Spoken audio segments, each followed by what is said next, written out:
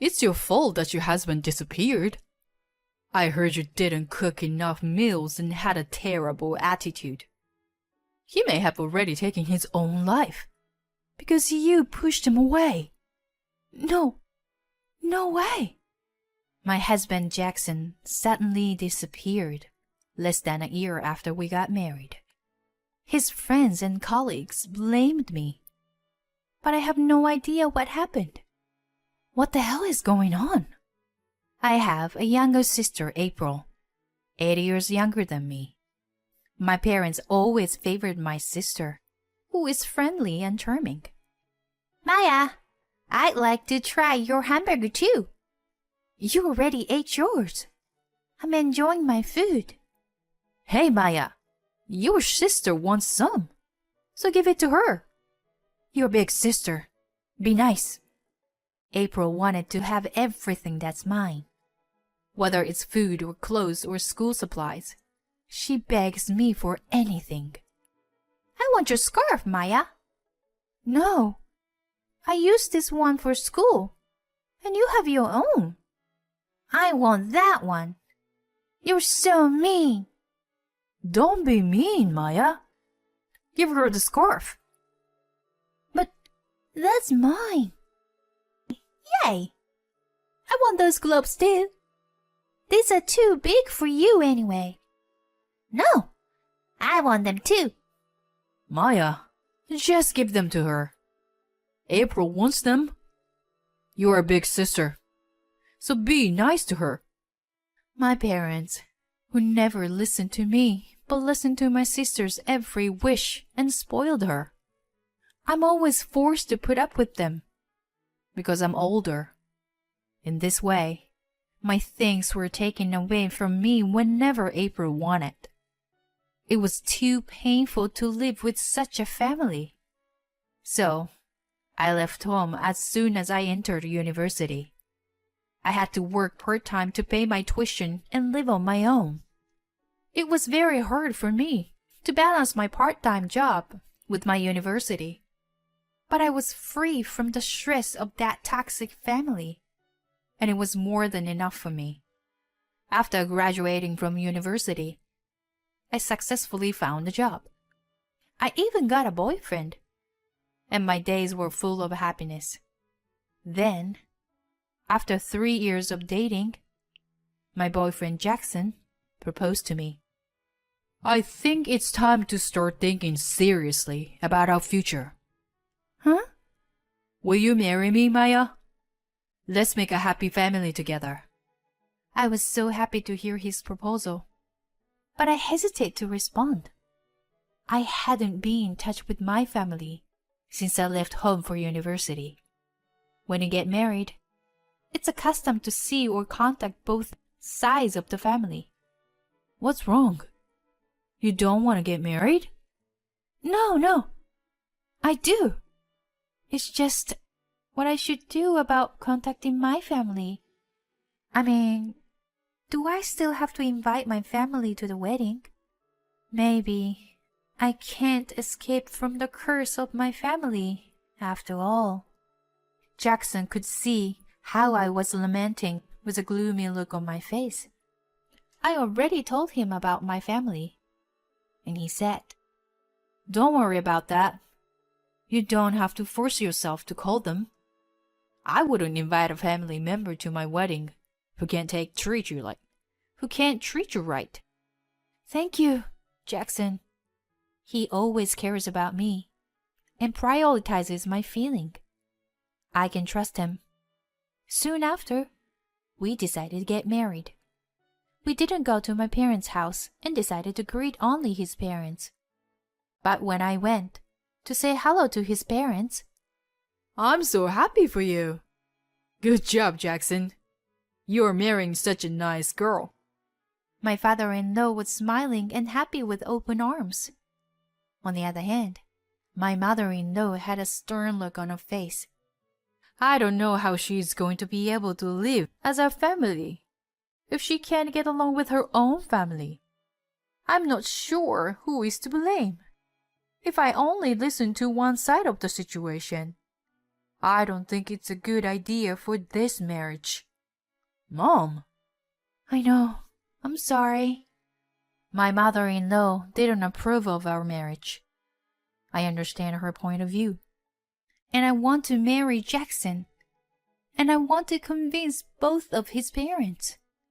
I decided to go to my parents' house to solve the problem. When I visited the house, they didn't even let me in. And as I expected, they were very curt. Getting married? Why should we care? You left on your own wish. So you can do whatever you want. I'm not even going to the wedding. No, please. My parents coldly treated us at the front door. Your fiancé must be very fond of you, Maya. He's weird. My sister, now a college student, lives at home. She's laughing at us behind my parents. I don't care if you don't attend to the wedding. Can't you just meet my parents? No. Why should I? I don't care about her marriage. Jackson tried his best, but my parents refuses like it was nothing. Wait! Is it because you can't get married unless you introduce us to his parents? Maya is a bitch, and we never liked her, so we don't care about her.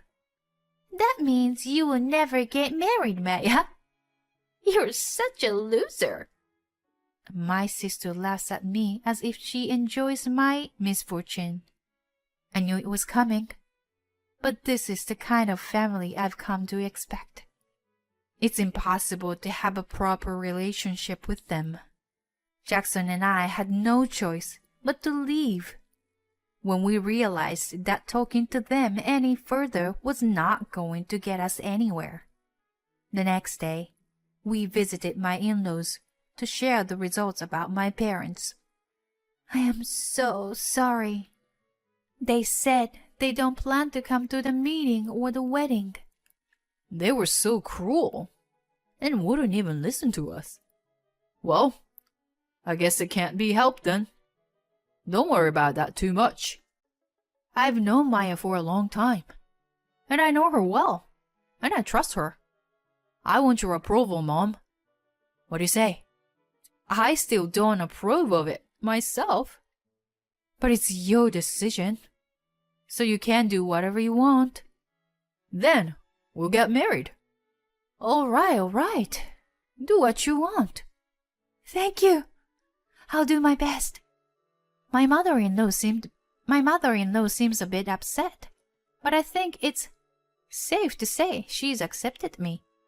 If possible, I wanted her to be happy with it. Soon after, I married Jackson. I became a housewife. We rented a new house and started our life together. I wanted to get to know my parents-in-law as well as possible. I'm home. Welcome home. You two look well. Good. Okay, then. I'm gonna get our dinner ready. I'll help you. You get your fancy clothes to get dirty. Oh, shoot. My mother-in-law is as cold as stern as ever. I guess it's hard to get along with her after all. There's an apron over there. Grab that and follow me. Okay, thank you. But the more I interact with her, the more I realized that she is not unreasonable or mean. If you were faithful to her, she would accept you. I made up my mind that one day she would recognize me, and I tried my best with all my heart. But then, to my surprise, my husband disappeared within a year of our marriage. I tried to contact the company he worked at, but they say he had already quit. I reported him to the police, and my husband left a note. I can't live with you anymore.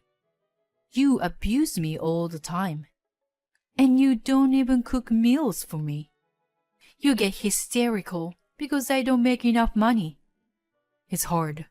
I can't stand it. Please don't go look for me. I don't know what's he talking about. I'm not abusive, and I cook meals every day.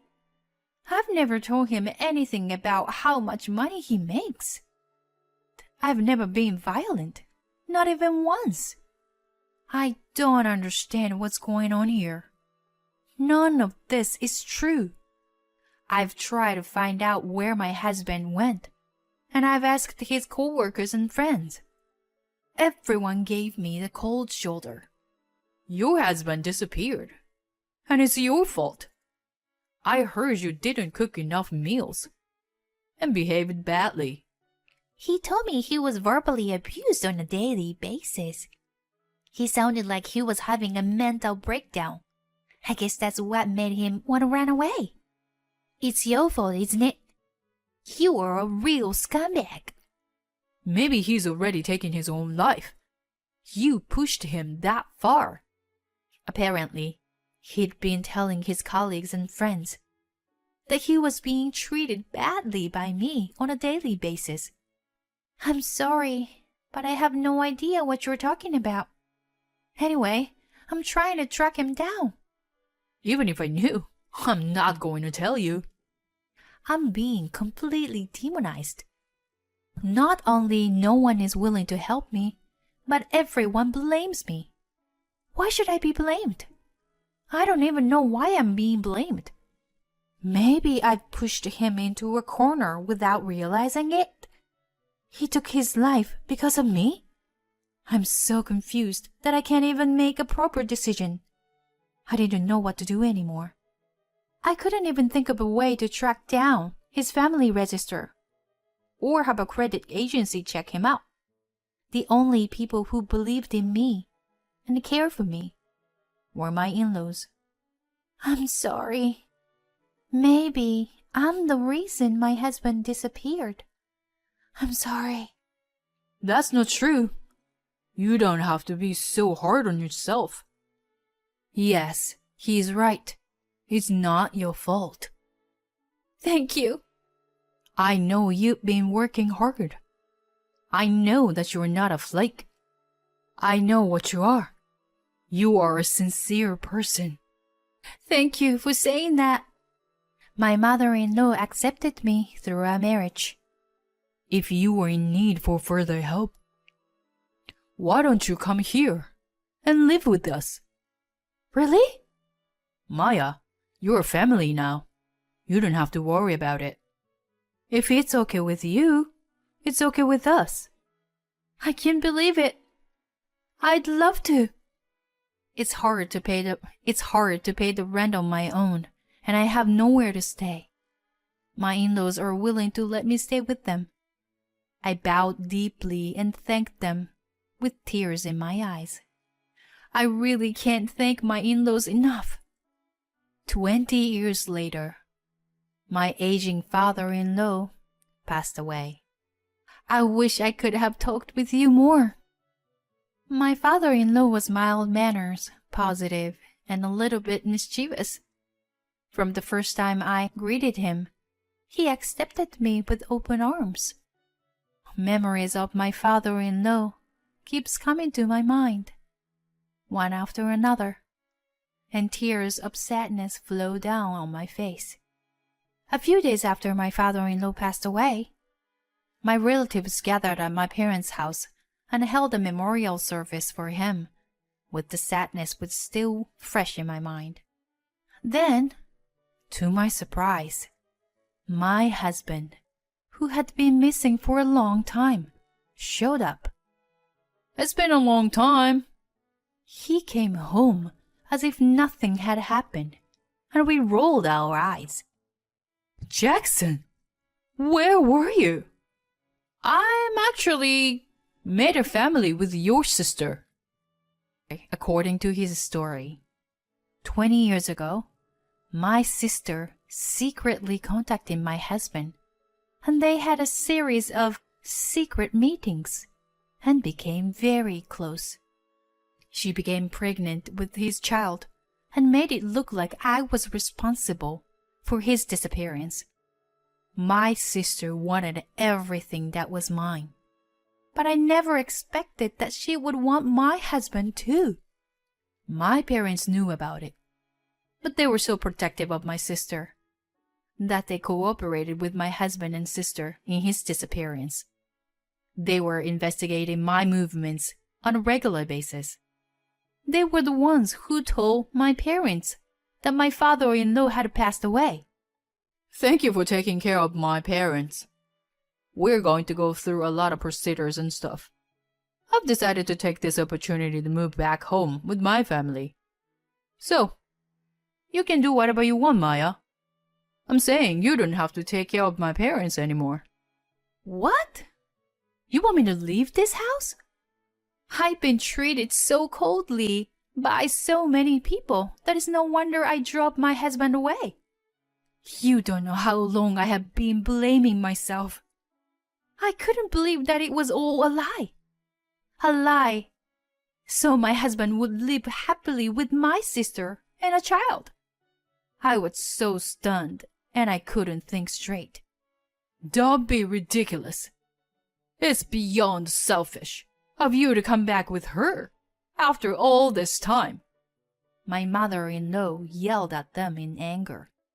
Maya is my daughter. I adopted her.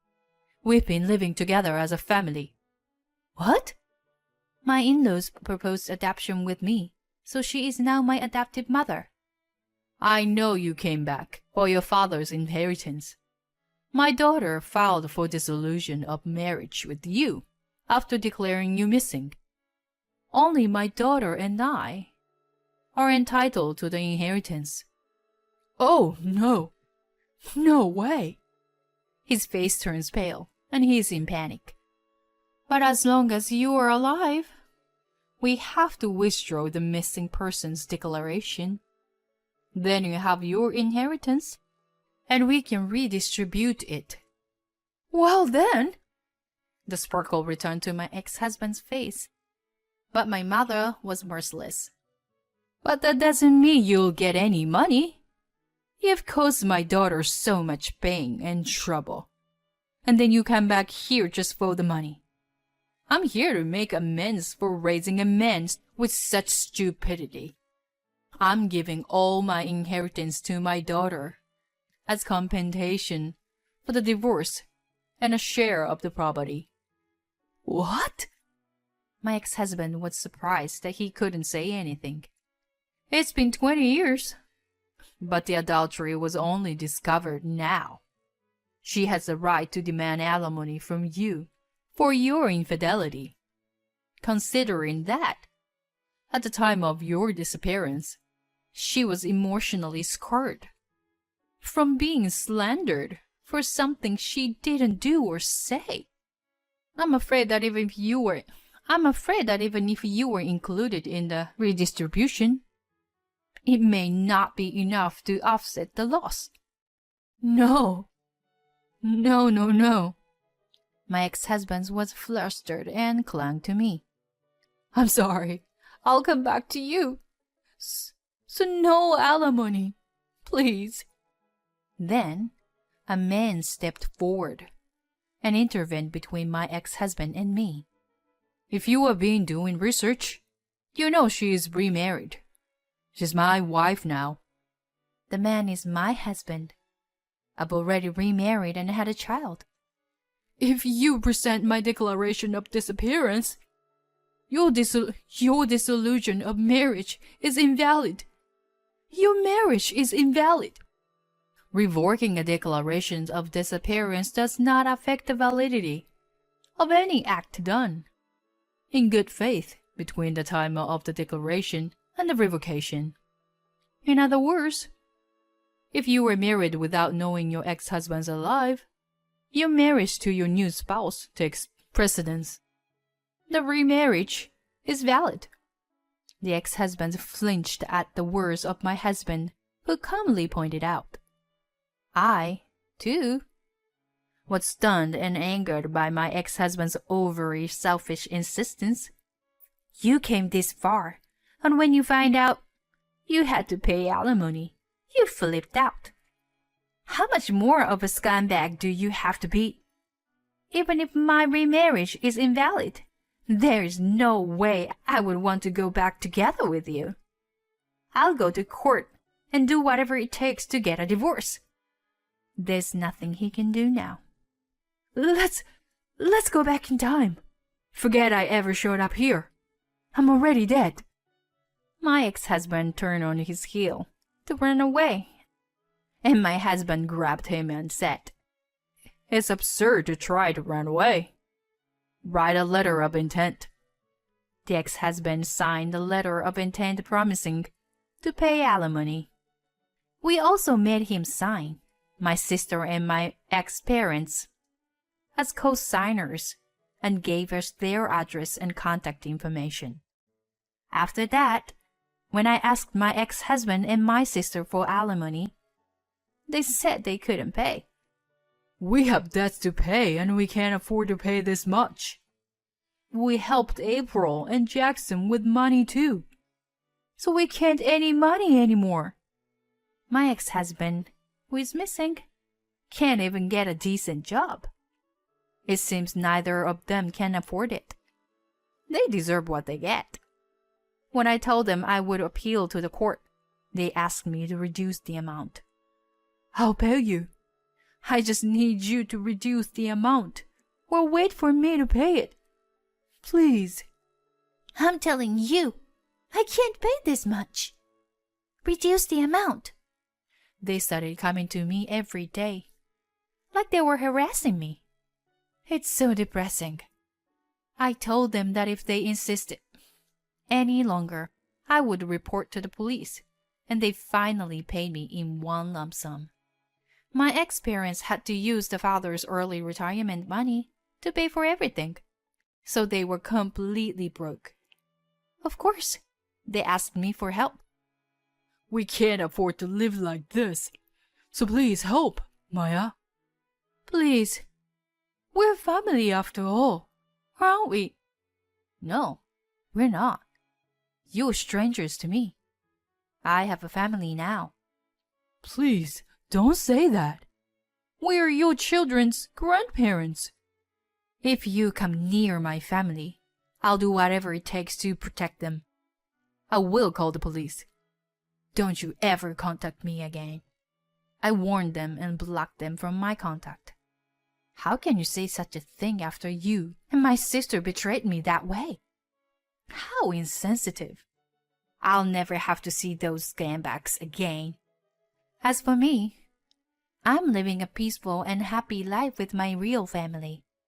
Mommy, is this how you whisk eggs? Yes, you're doing great. It's nice to have a meal prepared by my grandchild. I'll be making lots more for you, Mom, and Grandma. Thank you. I'm looking forward to it, sweetheart. I'm so grateful to live with a family that trusts each other. I will continue to do my best for my family with all my heart.